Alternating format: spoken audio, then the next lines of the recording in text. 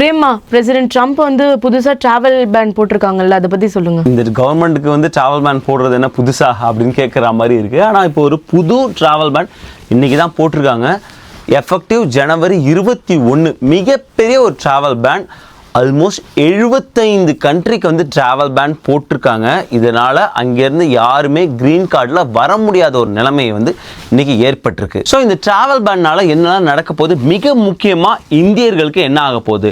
கண்டிப்பாக பக்கத்து வீடு பற்றி எறியும் போது குளிர் காய்றது தவறு தான். பட் நம்ம ஆரம்பத்துலேயே சொல்லிட்டு இருக்கோம், இந்த கவர்மெண்ட் வந்தது கண்டிப்பாக ஒரு அன்யூஸ்டு ஃபேமிலி பேஸ் ஒரு பிக் நம்பர் எதிர்பார்க்கலாம் வருஷம்னு. ஸோ அதுதான் இப்போ நிதர்சனமாக நடந்துட்டு இருக்கு. 75 கண்ட்ரி வரலன்னா எவ்வளோ அன்யூஸ்ட் க்ரீன் கார்டு எம்ப்ளாய்மெண்ட் பேஸ்க்கு வரப்போகுது. இந்த 75 கண்ட்ரிலாம் யார் யார், இந்த மாதிரி ரொம்ப சுவாரஸ்யமான தெரிஞ்சிக்க வேண்டிய விஷயங்கள் இன்னைக்கு வீடியோவில் இருக்க போது. முதல்ல ஏன் இந்த டிராவல் பேன் இந்த 75 கண்ட்ரிக்கு டக்குன்னு போட்டாங்க அப்படிங்கிறதும் விவாதிக்க போகிறோம். வாங்க வீடியோக்குள்ள போகலாம். Hey guys, welcome back to our channel. வணக்கம் நண்பர்களே, நான் உங்க பிரேம் பேசுறேன். நான் உங்க ஆர்த்தி பேசுறேன். பிரேம், ஆல்ரெடி டிராவல் பேன் இருந்துச்சுல நிறைய கண்ட்ரீஸ்க்கு, இப்போ போட்டிருக்கிறது என்னது? முதல்ல வந்து 20 கண்ட்ரிஸ் போட்டிருந்தாங்க. அதன் பிறகு வந்து நம்ம பார்த்தோம் வாஷிங்டன் டிசி ஷூட்டிங்ஸ் அதெல்லாம் நடந்த பிறகு வந்து 19 கண்ட்ரி ஆட் பண்ணி 39 கண்ட்ரிக்கு வந்து டிராவல் பேன் இருந்தது. அதில் partial travel ban, full travel ban அந்த மாதிரி வந்து இருந்தது. ஆனால் அந்த 39 கண்ட்ரிலேருந்தும் ஃபேமிலி பேஸ் க்ரீன் கார்டில் வர முடியாத நிலைமை ஏற்பட்டது. இப்போது அந்த 39ங்கிறத எக்ஸ்பேண்ட் பண்ணி 75 கண்ட்ரியை கொண்டு வந்திருக்காங்க. ஸோ அந்த 39 கண்ட்ரிக்கு என்னென்ன ரெஸ்ட்ரிக்ஷன் இருக்கோ அது எல்லாமே இருக்குது. இப்போ அடிஷ்னலாக ஒரு 36 கண்ட்ரி அவங்களோட ஆட் பண்ணியிருக்காங்க. இந்த 75 கண்ட்ரிலேருந்து யாருமே இமிக்ரெண்ட் விசா, மிக முக்கியமாக க்ரீன் கார்டில் உள்ளே வர முடியாது. சில கண்ட்ரீஸ்லேருந்து ஸ்டூடெண்ட் விசா, H1B விசா, நான் இமிக்ரெண்ட் விசா அலோவ் பண்ணுறாங்க. பட் நம்ம ரொம்ப முக்கியமாக பார்க்க போகிறது இமிக்ரெண்ட் விசாலேருந்து வர முடியாது. பிரேமா, எதுக்காக இந்த டிராவல் பேன் இப்போ சடனாக போட்டிருக்காங்க? முதல்ல போடப்பட்ட டிராவல் பேனுக்கு காரணமாக சொல்லப்பட்டது செக்யூரிட்டி ரீசன். ரைட், இங்கே செக்யூரிட்டி ரீசனுக்காக நாங்கள் இந்த நாட்டிலேருந்து நாங்கள் மக்களை வந்து உள்ளே வர அனுமதிக்க மாட்டோம் அப்படின்னு ஒரு டிராவல் பேன் போட்டாங்க 39 கண்ட்ரிக்கு. இப்போ போட்ட டிராவல் பேன் என்னன்னா, இதுக்கு முன்னாடி நம்ம ஒரு வீடியோ போட்டிருந்தோம். பிரசிடென்ட் ட்ரம்ப் அவர்களோட ட்ரூத் சோஷியல் போஸ்ட்டில் ஒரு லிஸ்ட்டு கொடுத்துருந்தாங்க. நான் அந்த லிஸ்ட்டு வரும்போதே சொன்னேன், இப்போ உங்கள் லிஸ்ட்டு கொடுக்கறதுக்கு காரணமே கண்டிப்பாக வந்து இதை பின்னோட்டமாக எடுத்துக்கிட்டு நிறைய டிராவல் பேன் வரும் அப்படின்னு. 120 கண்ட்ரி எந்த மாதிரி லிஸ்ட் கொடுத்துருந்தாங்கன்னா, எந்தெந்த கண்ட்ரிலாம் அதிகமாக இங்கே பப்ளிக் ஆர் வெல்ஃபேர் பெனிஃபிட்ஸ் வாங்கிட்டு இருக்காங்க, மிக முக்கியமாக இமிக்ரெண்ட் விசாவில் இருந்துக்கிட்டு சப்போஸ் வந்து க்ரீன் கார்டில் இருக்காங்க, ஆனால் இங்கே வந்து கவர்மெண்ட்டோட வெல்ஃபேரை வாங்கிட்டு இருக்காங்க, பப்ளிக் பெனிஃபிட்ஸை வாங்கிட்டு இருக்காங்க, அந்த லிஸ்ட்டை கொடுத்தாங்க. அந்த 120 கண்ட்ரியில் வந்து எப்படி எடுத்துக்கிட்டாங்கன்னா, அங்கேருந்து வர இமிக்ரேஷன் மக்கள், அந்த இமிக்ரேஷன் மக்களை எத்தனை பர்சன்டேஜ் வாங்கியிருக்காங்கன்னு எடுத்துக்கிட்டாங்க. 25% மேலே யார் யார் இருக்காங்கன்னு எடுத்துக்கிட்டாங்க. அந்த 120 கண்ட்ரியில் இந்தியா இல்லவே இல்லை. அந்த வீடியோ தெளிவாக சொன்னோம், ஏன் இந்தியா இல்லை, இந்தியாவோட எல்லா ஸ்டாட்ஸுமே எடுத்து சொன்னோம். ஸோ அதை பின்னோட்டமாக தான் இப்போ என்ன பண்ணியிருக்காங்கன்னா, இந்த 75 கண்ட்ரிக்கு மொத்தமாக இமிக்ரெண்ட் விசாவே கிடையாது. காரணம், அங்கேருந்து வரக்கூடிய பெரும்பான்மையான மக்கள் இங்கே வந்து பப்ளிக் ஆர் வெல்ஃபேர் பெனிஃபிட்ஸை வாங்கிக்கிறாங்க. அதனால் அந்த நாட்டிலேருந்து இப்போ இங்கே இமிக்ரெண்ட் விசாவில் எடுக்க மாட்டோம் அப்படின்னு இது ஜனவரி 21 அமலாக்கப்படுது. பிரேமா, இப்போ அங்கேருந்து நிறைய பேர் ஃபேமிலி பேஸ்டு க்ரீன் கார்டு பண்ணுவாங்கல்ல, அதெல்லாம் என்ன ஆகும்? Correct, family based green card மிக முக்கியமாக கேப் லிமிட்டோட பார்க்கணும். ஏன்னா அதில் யூஸ் பண்ணாத கேப் லிமிட் தான் எம்ப்ளாய்மெண்ட் பேஸ்க்கு வரப்போகுது. எல்லாருக்குமே தெரியும், ஒரு வருடத்துக்கு 2,26,000 cap limit family based green card கொடுக்குறாங்க. ஒரு நாட்டால் மேக்ஸிமம் வந்து 7% தான் எடுக்க முடியும். சப்போஸ் யாரும் யூஸ் பண்ணலன்னா எடுத்துக்கலாம். பட் ஃபேமிலி பேஸில் மிகப்பெரிய கியூ, எம்ப்ளாய்மெண்ட் பேஸ்லாம் ஒன்றுமே இல்லை, அந்த அளவுக்கு அங்கே கியூ நிற்கிது. எம்ப்ளாய்மெண்ட் பேஸ்ன்னு பார்க்கும்போது இந்தியா, சைனா, சில இடங்களில் மெக்சிகோ ஆர் பிலிப்பைன்ஸ் வந்து பேக்லாக்ல இருக்காங்க. பட் இங்கே பார்க்கும்போது 4 முக்கியமான கண்ட்ரிஸ் பெரிய பேக்லாக்ல இருக்காங்க. India, China, Mexico and Philippines, இவங்க 4 வந்து நிறைய பேக்லாக்ல இருக்காங்க. அண்ட் வியட்நாம் அதன் பின்பு வந்து வராங்க.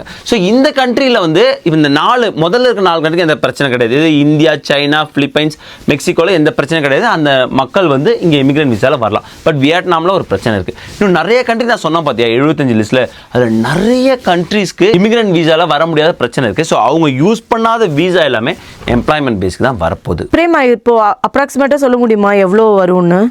அப்ராக்சிமேட்டாக சொன்னால் ஒரு 50% 60% அந்த நாட்டு மக்கள் வந்து இமிக்ரெண்ட் விசாவில் வந்துக்கிட்டு இருக்காங்கன்னு தெரிய வருது. அப்படி பார்க்கும்போது 2,26,000 மொத்த விசா கொடுக்குறாங்க. ஒரு 50% எடுத்துப்போமே, ரைட், நம்ம ரொம்பவே லோவராகவே போகிறோம். 50% எடுத்துட்டாலுமே ஆல்மோஸ்ட் வந்து உனக்கு வந்து 115 அப்படிங்கிற நம்பர் வரும். 1,15,000 விசா வந்து அன்யூஸ்டாக வரும் அப்படின்னு எனக்கு தெரிஞ்சு அந்த நம்பர் வந்து ஒரு நல்ல நம்பர் தான் நினைக்கிறேன். இதுக்கு மேலே தான் வரும் நான் அப்படின்னு நினைக்கிறேன். கண்டிப்பாக அடுத்த வருஷம் பார்க்கும்போது ஃபினான்ஷியல் இயர் 2027 பார்க்கும்போது மிகப்பெரிய ஒரு அன்யூஸ்டு கிரீன் கார்டு வந்து ஃபேமிலி பேஸ்லேருந்து வரப்போகுது. எம்ப்ளாய்மெண்ட் பேஸ்க்கு அக்டோபர் 2026 விசா புல்லட்டின் மிகப்பெரிய ஒரு விசா புல்லட்டினாக இருக்க போகுது. பிரேமா, இது சப்போஸ் வேற எதுவும் கண்ட்ரி யூஸ் பண்ண மாட்டாங்களா? நல்ல கேள்வி. நிறைய பேர் அதான் சொல்கிறாங்க, நீங்கள் வந்து வருங்கிறீங்களே, ஏன் மற்ற கண்ட்ரிக்கு அவங்க கொடுக்க மாட்டாங்களா? இப்போ நீங்களே சொல்கிறீங்க இந்தியா, சைனா, பிலிப்பைன்ஸ், மெக்சிகோலாம் நிறைய பேக்லாக்ல இருக்காங்க. இப்போ இந்தாப்பா 1 லட்சம் கிரீன் கார்டு வந்து வேஸ்ட் ஆக போகுது, ஏன்னா அவங்களாம் வர முடியாது, நீங்கள் யூஸ் பண்ணீங்கன்னு கொடுக்க மாட்டாங்களா? ப்ராசஸ் பண்ண மாட்டாங்கன்னா கொடுப்பாங்க, ப்ராசஸ் பண்ணலாம். பட் நீங்கள் ப்ராக்டிக்கலாக பார்த்தீங்கன்னா அங்கே உள்ள கெப்பாசிட்டிக்கு அவ்வளோதான் ப்ராசஸ் பண்ண முடியும். இவ்வளோ க்ரீன் கார்டு வந்தாலும் அங்கே உள்ள ஆஃபீஸர்ஸால் ப்ராசஸ் பண்ண முடியாது. மிகப்பெரிய மேன் பவர் தேவைப்படும். இதனால் அங்கே அடிஷ்னலாக மேன் பவர்லாம் ஆட் பண்ண மாட்டாங்க. Point number 1. And point number 2, already ஒவ்வொரு டாக்குமெண்ட்டும் வெரி வெரி ஸ்லோவாக ப்ராசஸ் ஆகிட்டு நம்ம பார்த்துட்ருக்கோம். நிறைய பாலிசி உள்ளே கொண்டு வந்துட்டாங்க. மிக முக்கியமாக சோஷியல் மீடியா ரிவ்யூவாக இருக்கட்டும், இல்லைனா அவர்களோட financial status and health condition பார்த்து அது ரிவ்யூ பண்ணுறதா இருக்கட்டும், இந்த மாதிரி நிறைய விஷயம் உள்ள வந்ததுனால இந்த நான் சொல்ற அந்த 1,15,000 1,20,000 நம்பர் வந்து கண்டிப்பா மற்ற நாடுகளுக்கு போக வாய்ப்பு இல்லை. அது எம்ப்ளாய்மெண்ட் பேஸ் தான் வரப்போகுது. பிரேமா, இப்போ இதுல இன்னும் நிறைய கண்ட்ரிஸ் ஆட் பண்ணுவாங்களா? இல்ல, கண்ட்ரிஸ் ஆட் பண்ணவே மாட்டாங்க அப்படின்னு சொல்லவே முடியாது. நம்ம பார்த்துக்கிட்டு இருக்கோம், நாளொரு பொழுதுமா ஏதோ ஒன்று வந்துகிட்டே தான் இருக்கு நியூஸ். இது வரைக்கும் 75ங்கிற நம்பர்ல வந்து நிக்கிறாங்க. சொல்ல முடியாது, அது 100ஐ தொடுறது இன்னும் 25 தானே இருக்கு, தொற்றும். எனக்கு தெரிஞ்சு இது வந்து சில்வர் ரேட் மாதிரி தான் போயிட்டு இருக்கு. நம்ம வீடியோலாம் பார்த்தோம் இல்லையா, சில்வர் ரேட் ஏறிட்டே இருக்குது, அது வந்து சீக்கிரம் $100 போகணும். அதே மாதிரி தான் இது வந்து ஏறிட்டே இருக்குது, 100 தொடுறதுக்கு வாய்ப்பு இருக்குது. காரணம் ஏன் வாய்ப்பு இருக்குன்னு நான் சொல்கிறேன்னா, அவங்க ஏற்கனவே 120 கண்ட்ரிஸ் கொடுத்துருந்தாங்க. ஸோ இன்னும் அதுலேருந்து ஒரு 25 கண்ட்ரிஸ் ஆட் பண்ணுறதுக்கு வாய்ப்புகள் நிறையா தான் இருக்குது. ஸோ ஆட் பண்ணிகிட்டே தான் இருப்பாங்கன்னு நினைக்கிறேன். ப்ளஸ் ஸ்லோவர் ப்ராசஸ், அதுதான் ரொம்ப முக்கியம். அடுத்து எங்கே பார்த்தாலுமே ஸ்லோவர் ப்ராசஸாக இருக்குது. அதனால் கன்சுலேட் அண்ட் எம்பசியில் ப்ராசஸ் பண்ணக்கூடிய green card, family base green card வந்து ரொம்ப ஸ்லோவாக இருக்கிறதுனால கண்டிப்பாக ஒரு அன்யூஸ்டு வரப்போகுது. பிரேமா, இங்கேயும் தானே யூஎஸ்எஸ்லையும் ஸ்லோவர் ப்ராசஸ் இருக்க போகுது. கரெக்ட், இங்கேயுமே ஸ்லோவர் ப்ராசஸிங் தான் இருக்கு, நான் இல்லைன்னு சொல்ல. Compared to consulate or embassy இங்கே பெட்டர் அப்படின்னு சொல்றாங்க. Point number 1. இன்னொரு பாயிண்ட் என்னன்னா, யூஎஸ்ஏஸ்ல எப்பயுமே கொஞ்சம் மேன் பவர் ஆட் பண்ணிட்டே இருப்பாங்க. பட் கன்சுலேட் அண்ட் எம்பசியில் அந்த அளவுக்கு ஃப்ரீக்வெண்ட்டாக ஆட் பண்ண மாட்டாங்க. ஸோ இதனால தான் சொல்கிறேன், நீங்கள் ரெண்டுத்தையும் ஒரே தராசில் வச்சு எடை போட முடியாது. இங்கே ப்ராசஸிங் டிலேவாக இருந்தாலும் மேக்ஸிமம் இங்கே வந்து ப்ராசஸ் பண்ணிடுவாங்க, பேஸ் பண்ணுவாங்க கண்டிப்பாக க்ரீன் கார்டு. ஆனால் அந்த அளவுக்கு இருக்காது. இப்போ நமக்கு அங்கே என்ன நடக்குதுன்னா வந்து வேற வழியே இல்லை. ஆட்கள் இருந்தாலும் இப்போ ஒரு எடுத்துக்காட்டுக்கு பாகிஸ்தான்ல உனக்கு நிறைய வந்து ஃபேமிலி பேஸ் கிரீன் கார்டு பண்ணக்கூடிய ஒரு நாடு. பாகிஸ்தான், பங்களாதேஷ், நேபாள் இவர்கள்லாம் முன்னாடி 39 நாட்டு லிஸ்ட்ல இல்ல, இப்போ 75 லிஸ்ட்ல தான் ஆட் பண்ணியிருக்காங்க. வியட்நாம் இவங்கெல்லாம் அவங்க அங்கே பண்ண முடியாத கிரீன் கார்டு எல்லாமே இங்கே தான் வரப்போகுது. இவன் நிறைய நாடு ஆர்த்தி, டாமினிக் ரிபப்ளிக், ஹைதி, கொலம்பியா, இந்த மாதிரி நிறைய கண்ட்ரிஸ் வந்து நான் சொல்லிட்டே போகலாம். இவங்க எல்லாருமே வந்து மேக்ஸிமம் வந்து அந்த கேப் லிமிட் 7% வரைக்குமே கிரீன் கார்டு பண்ணக்கூடிய ஒரு கண்ட்ரியாக இருந்துட்டாங்க.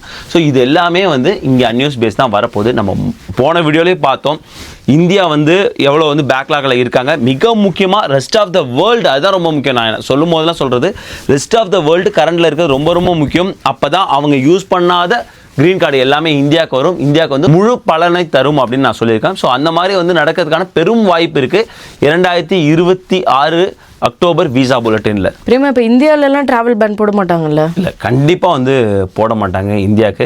ஏன்னா ரெண்டு விஷயம், அவங்க டிராவல் பேன் போடுறாங்கன்னா ஒன்று செக்யூரிட்டி ரீசனாக இருக்க முடியும், இல்லை உலகளாவிய இந்த கோவிட் மாதிரி ஏதாவது விஷயம் வந்து அதனால ஒரு பெரிய டிராவல் பேன் போடுறாங்கன்னு இருக்க முடியும்.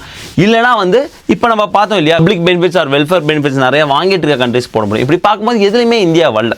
அதனால் வந்து இந்தியாவுக்கு எந்த ஒரு டிராவல் பேன் போடுறதுக்கும் இப்போதைக்கான வாய்ப்பு இல்லை, அந்த ஒரு பயமும் வேணாம். இதை பற்றி நிறைய பேர் மெசேஜ் பண்ணீங்க. ஐ ஹோப் உங்களுக்கு இந்த வீடியோ யூஸ்ஃபுல்லாக இருக்கும்னு நினைக்கிறேன். மறக்காம நம்மளோட சேனல் லைக் பண்ணுங்கள், ஷேர் பண்ணுங்கள், சப்ஸ்கிரைப் பண்ணுங்கள். மறக்காமல் அந்த பெல் ஐக்கனும் தட்டி விட்டு போங்க. தேங்க்ஸ் ஃபார் வாட்சிங் திஸ் வீடியோ ஃப்ரெண்ட்ஸ். நன்றி.